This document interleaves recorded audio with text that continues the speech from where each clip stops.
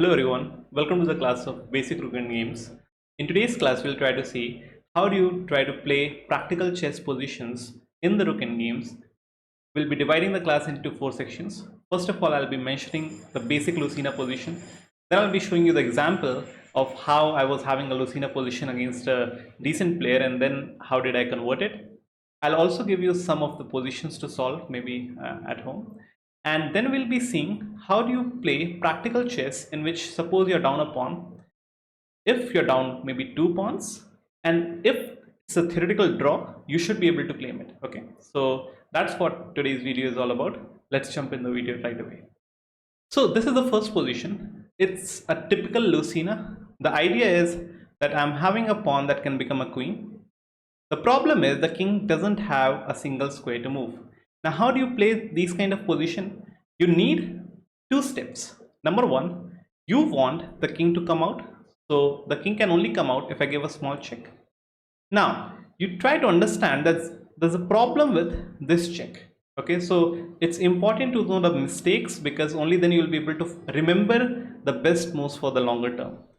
So the best move is rook to d2 check. But why you should understand rook to e7 check is not the best approach, because the purpose of me giving check to the king is bringing my king out. The moment I go rook e7, what black can play is king to d8, and now again the purpose is getting defeated. So if you go rook e7 check, now the king has to decide. King has four options. Three options are on the c file, one is on the e file.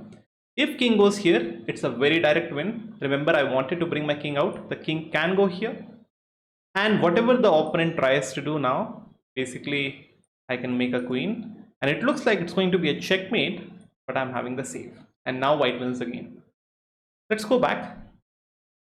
If the king goes here, now the problem is, the second problem you will face, that the moment you start bringing the king out, the king will be in the open. So the black rook will start checking you. So suppose I bring the king out, check, I bring the king up, check, because I have to just avoid one single check so that I can promote. Now the only thing is the king is the only piece defending the pawn. If you try to bring the king up, you lose the pawn. If you try to go here, the checks are not stopping. So you have solved one problem, but we have to again understand that king at maximum, suppose if it tries to come out, at maximum the king can only come to the fifth rank, because after this check the king will have to again go back to save the pawn. So this is something what we learned by making this move, that the king at max can reach fifth rank, it cannot go to the fourth rank. It means rook needs to be doing the job on the fourth rank. So let's go back again. Here, if I suppose put the rook on the fourth rank, anywhere but on the fourth rank. Now suppose he waits, we come out, a check. Now we go here, check, we have to stay with the pawn, so king to e6 or g6, both the moves are logical. Check, now we come up, check, and now we don't have to go back because we know the rook has done the job of being on the fourth rank, so it can create a shielding effect. Shielding effect means the rook is acting like a shield and there's no more check on the king. So now white wins the game. This is a typical example of Lucena position. Okay, now I'll be giving you the example of how I played a Lucena position and my opponent was not able to hold against me, and then we'll be moving on to the next topic.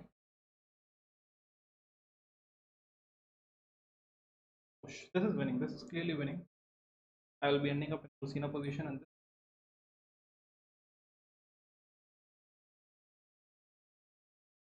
out where to go. Just go here. I doesn't know how to play. I just have to go fourth rank.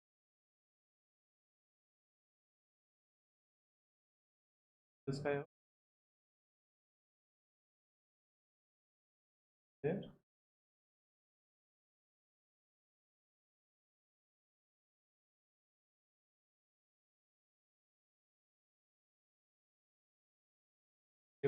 So hope you understood the example. of Lucena. I'll be giving you one assignment of Lucena at the end of the video, so make sure you see the full video.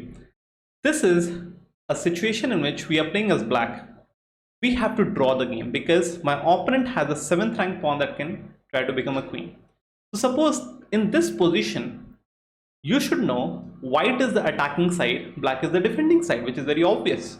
Now here, white's rook is creating a traffic jam.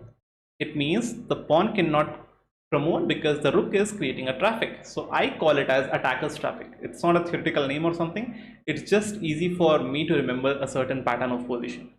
So here in the attacker's traffic, what you have to remember, never ever try to win the pawn by the king. Never ever try to go close to the pawn. The reason is, if you try to go here, suppose if it is black took, suppose if it's white makes a random move. Suppose if black tries to go here, white rook just needs one single check and now it gets promoted. Because white needs to bring the rook out from this traffic jam space. At the same time, black cannot cut the pawn. So that's what white is trying to plan. If you go anywhere on the 6th rank, you are just helping white to attain the plan. If you go g6, rook g8, and then wherever you go, doesn't matter, I promote, at the same time protect my rook.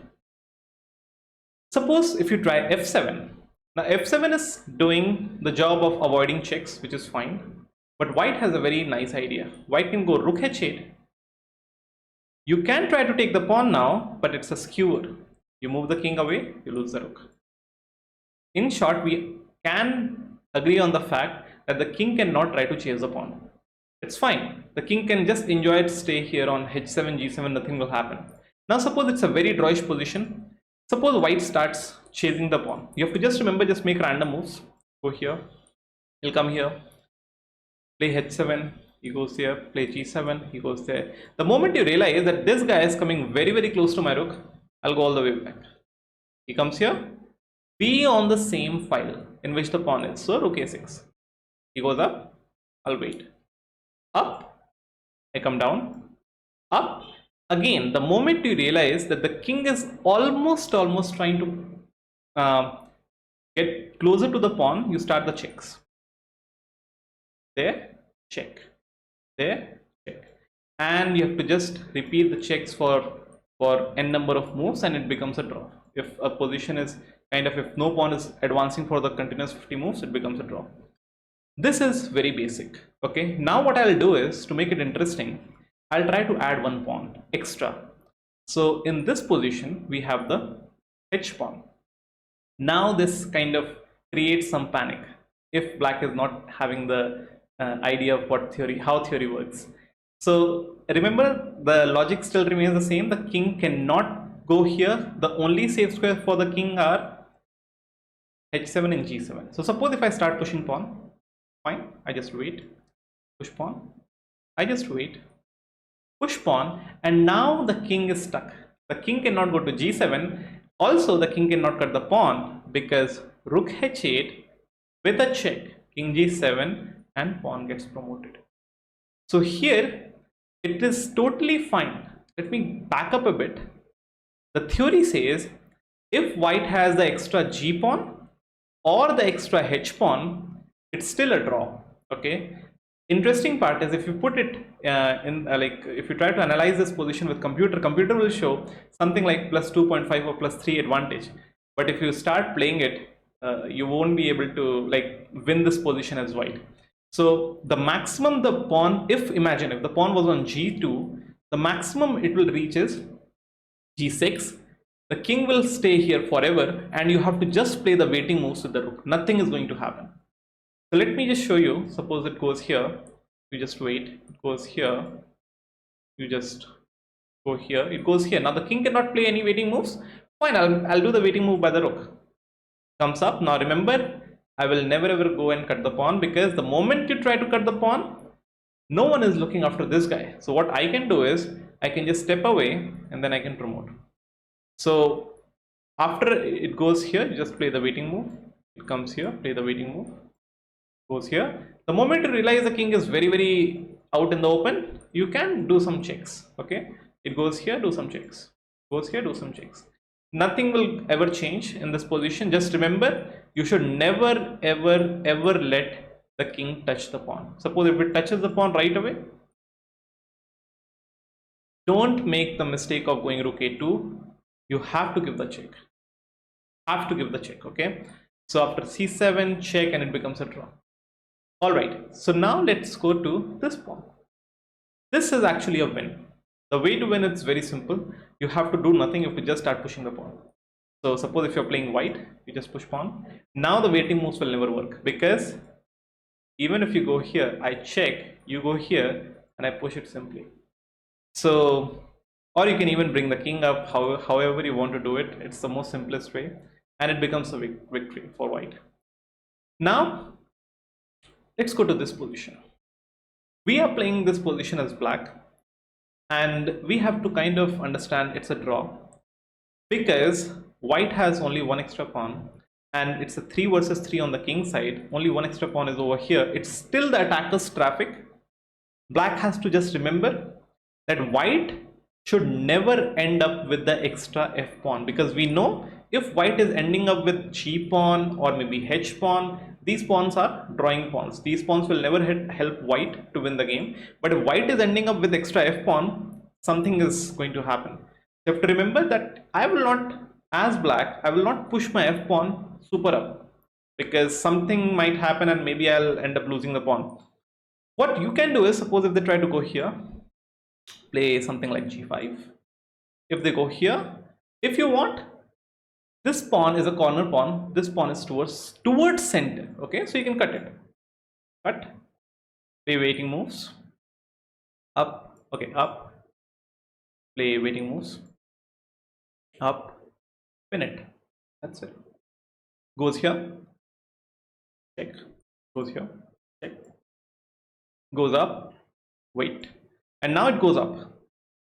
So you have to remember, if white is not having f pawn or any center pawn like c file, d file, e file, f file, white will never be able to win this. It is the right time to capture, and this is again a draw. Now there are different n number of different moves what white can try. The idea still remains the same. Okay, you try with computer, maybe start with level 5. If it works with level 5, do with level 6, level 7, level 8 with only chess, and you will get better and better with practice. Now let's go to the next one.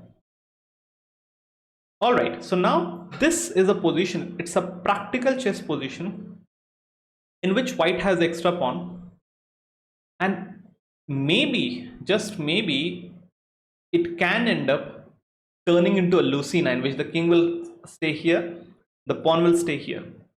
But there's some logics that you have to understand, that you should not even allow the king to go too close to your pawn. So what you can do is, right now the best move is rook c2, blocking the king right away. So this method is called as cutting the king. The king cannot even participate in the game, and you have the king and the pawn that will march around the board, and it will be going towards the 8th rank. So that's the best approach. Suppose if they try to go here, suppose if it goes here, you just go up, doesn't matter. And if it tries to exchange, after takes, you are having a g pawn. The theory says, if your king is able to reach the 6th rank of the same file in which the pawn is, it becomes a victory. So I can go up, they go here, I can go up, they go here, I can go up, and now it's unstoppable. Whatever they do, I don't even bother, because I go here, here, or if it tries to go back, I go here. If it tries to go here, I go here. If it tries to go here, doesn't matter. This is a victory. Okay, so I just go up, I mean away. They form opposition. I push, they go here. I push, they go here. I go here. It becomes, I mean, just to show you, check. He goes here, cut. He goes here, mate. All right. Now, because we have understood, so what did we learn from this position is, not always you have to try to turn a certain position into Lucena. Sometimes, maybe just because of the position of the opponent's king, you can figure out that, what if I just cut the king? Okay, I'll give you one more example of that. Suppose in this position, white is again trying to win the game, obviously. Black king is very far from the pawn. So suppose if I start by something like pawn f4, and black plays king c6. Now you should understand the king is trying to go to the d file. the best move should be in 5, 4, 3, 2, 1, rook to d4. And now again, rook d5 will never work, you should understand, because after takes, I'm having f pawn. If my king reaches f6, it's a win. So I just go king f5, they go here, I go king f6. Again, the same cycle repeats, white wins again. So I'll stop here, guys. And what I want you guys to do is, if you want to improve your rook end games, just try to solve these particular positions that I've shown you with the computer level 7, level 8, level 6. Like begin with 5, go to 8, and see if you are able to reach, like if you are able to defeat level 8 in these winning positions, okay? Because a win is a win. If you're trying to, if you are knowing that it's a winning position and it's a theoretical win position, you have to just implement the right setup. Maybe level 8 will pose some problems, I can definitely agree on that, but still you try to analyze how the problems can be solved, and that's how you can improve your rook end games. With that said, I'll stop here, and I hope you guys are having a good week, and I'll say you guys have a good day. Those who are watching me in a different time zone, I wish you a good night, and fine, I'll see you in the next video. Bye bye, take care, thank you.